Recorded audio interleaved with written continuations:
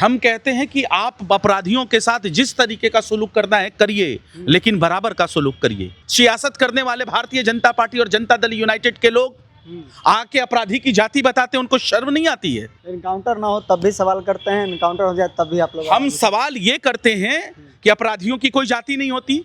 Janata Dal United, Bharatiya Janata party press conference करके जाति बताने की कोशिश करती है अपराधियों को। एक तरफ आप एक अपराधी को दादा ओ दादा कहते हैं और दूसरे तरफ अपराधियों को, जिसको आपने खुद फलने फूलने का टाइम दिया, उसको आप इनकाउंटर करवाते हैं। बिहार के नए मुख्यमंत्री सम्राट चौधरी बने हैं, लेकिन अब उन पर कहा जा रहा है कि जाति देखकर जो है इनकाउंटर किया जा रहा है, और ख़ास तौर पे 24 घंटे में 2 इनकाउंटर हुए हैं। और ख़ास तौर पे कहा जा रहा है कि उसमें कहीं ना कहीं यादव समाज के लोगों का जो है इनकाउंटर हुआ है। हमारे साथ आरजेडी के प्रवक्ता आरजू खान जी हैं। कहा जा रहा है कि जाति देखकर इनकाउंटर। ये कह कौन रहा है? पहले आप इस चीज को सही से आप दर्शाइए। भारतीय जनता पार्टी के सत्ते के इशारे पे मीडिया जगत न चलाए कोई खबर। जाति अपराधियों की बताने की कोशिश जनता दल यूनाइटेड के मुख्य प्रवक्ता और विधान परिषद के सदस्य ने जाति गिनाई। हम कहते हैं कि आप अपराधियों के साथ जिस तरीके का सुलूक करना है करिए, लेकिन बराबर का सुलूक करिए। ऐसा ना हो कि अगर आपका बुलडोजर चले तो राजीव नगर और नेपाली नगर में जाके शांत हो जाए कोर्ट के ऑर्डर के बाद भी, और गरीब मजदूरों की आप झुग्गियों को तबाह कर दीजिए। हम ये नहीं चाहते हैं कि किसी आप अपराधी को दादा ओ दादा कहिए, और किसी अपराधी को जिसको आपने खुद फलने फूलने का काम किया, और कुछ अगर कोई काम हो जाता है तो आप उसको मारवा देते हैं, इनकाउंटर कर देते हैं। आपको लगता है कि जाति देखकर इनकाउंटर? मैं कहता हूं जाति बताने की बात किसने की? हम तो कहते हैं अपराधियों की कोई जाति नहीं है, लेकिन बेशर्म सियासत करने वाले भारतीय जनता पार्टी और जनता दल यूनाइटेड के लोग आके अपराधी की जाति बताते हैं, उनको शर्म नहीं आती है? उनको शर्म नहीं आती है कि अपराधी खुद एक जात है। अपराधियों की कोई जात नहीं होती है, लेकिन एक वर्ग से एक सेंटीमेंट को जगाने की कोशिश करते हैं और बिहार प्रदेश के अंदर झूठ फैलाने की कोशिश करते हैं कि एक वर्ग, एक समुदाय के लोग अपराधी हैं, जबकि अपराधियों की कोई जात नहीं होती है। यह सत्ता पक्ष के लोगों को समझ जाना चाहिए। और किसने उनको रोका है? अगर उनके अंदर वर्चस्व की लड़ाई चल रही है भारतीय जनता पार्टी के अंदर और जनता दल यूनाइटेड के अंदर, अगर ये वर्चस्व की लड़ाई चल रही है कि बड़ा कौन है, यानी कि सम्राट चौधरी ये दिखाना चाहते हैं कि जनता दल यूनाइटेड में जो भी चीजें थी ठीक नहीं थी, महाजंगल राज था, राक्षस राज था, तो भाई इस वर्चस्व से हमको क्या लेना देना? हमको तो बिहार के 14 करोड़ जनता के मुद्दों पे लड़ना है। यह आपका आपसी मामला है, आप अपने में सलट लें। इनकाउंटर ना हो तब भी सवाल करते हैं, इनकाउंटर हो जाए तब भी आप लोग। हम सवाल ये करते हैं कि अपराधियों की कोई जाति नहीं होती। Janata Dal United, Bharatiya Janata party press conference करके जाति बताने की कोशिश करती है अपराधियों को।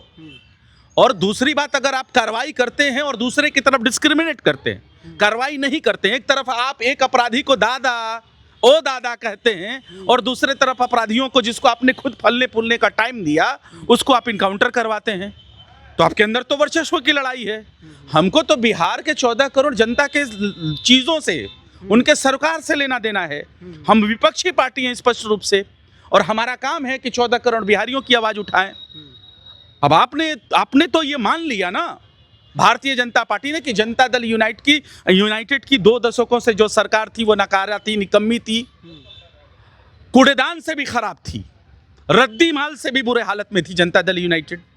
ये खुद आदरणीय सम्राट चौधरी ने मान लिया, और हम स्पष्ट रूप से कहते हैं कि भारतीय जनता पार्टी की सम्राट है और जनता दल यूनाइटेड जो है रद्दी माल साबित हो रही है उनके सामने। अच्छा, दूसरे मुद्दे पर आएंगे। जिस तरह से 5 राज्यों में चुनाव संपन्न हुए, उसके बाद विपक्ष लगातार आवाज़ उठा रही थी कि महंगाई बढ़ने वाली है, और ठीक ऐसा हुआ कि देखिए कमर्शियल गैस का दाम अब 1000 के लगभग। विपक्ष ने इस देश के अंदर जो भी आवाज़ें उठाई हैं वो सही हुआ है, चाहे leader of opposition Tejashwi Prasad Yadav हैं बिहार से, या देश के leader of opposition Rahul Gandhi हो। हम इनके नस को जानते हैं। एक तरफ गरीब देश के नाम पे कहा जाता है नेपाल, वो अपने पेट्रोल डीजल की चीज़ों में कटौती करता है, मूल्यों के अंदर वृद्धि में, और आप क्या करते हैं? आप कहते हैं हम विश्व गुरु हैं, आप कहते हैं हम विश्व गुरु हैं, और अमेरिका कहता है नर्क है भारत देश, और खामोश रहते हैं। अमेरिका कहता है कि रूस से तेल नहीं खरीदना होगा तुमको, ईरान से नहीं। आप कहते हैं जी मालिक। अमेरिका के इशारे पर भारत का, आप अमेरिका के तलवे चाटते हैं, जैसा आरएसएस के वंशजों ने किया, अंग्रेजों की गुलामी और मुखबिरी की आज की भारतीय जनता पार्टी कर रही है। और देख लीजिए क्या हुआ कमर्शियल गैस सिलेंडर का दाम।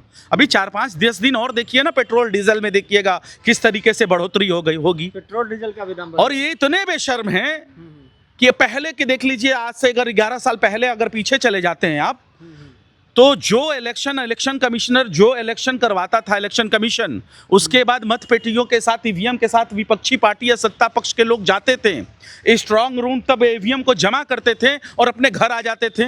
आज इतना अविश्वास है कि लोग जब तक काउंटिंग ना हो जाए तब तक स्ट्रांग रूम की निगरानी करते हैं। ये अविश्वास किसने फैलाया? ईवीएम पे विश्वास नहीं। भैया ये अविश्वास किसने फैलाया? सत्ता पक्ष के लोगों ने। हर वक्त ये जाते हैं चुनावी रैलियों में जाते हैं, इनको कोई सरोकार नहीं है। महंगाई बढ़ रही है, बिजली दर यूनिट कितना है, बच्चा पलायन क्यों कर रहा है, बच्चा दूसरे देशों की सदस्यता क्यों ले रहा है, सरकार पेट्रोल डीजल इतनी महंगी क्यों है, ये कहते हैं मांस मछली मटन। इससे ज्यादा इनको आता क्या है? सरकार फिर भी उन्हीं लोगों का तो बन रहा है। मैं कहता हूं कि सरकार उनकी बनती है इलेक्शन कमिश्नर के मेहरबानी से। अब बिहार प्रदेश के अंदर क्या हुआ, इलेक्शन कमिश्नर ज्ञानेश कुमार का प्रमोशन हो गया। ये अविश्वास भारतीय जनता पार्टी लेके आई है। चलिए, बहुत बहुत धन्यवाद। हमारे साथ आरजेडी प्रवक्ता अर्जू खान जी थे। कई मुद्दों को लेकर बातचीत किया है। बातचीत को लेकर आप क्या कुछ सोचते हैं, अपना राय हमें दे सकते हैं। आप देख रहे थे द एक्टिविस्ट। बहुत बहुत धन्यवाद।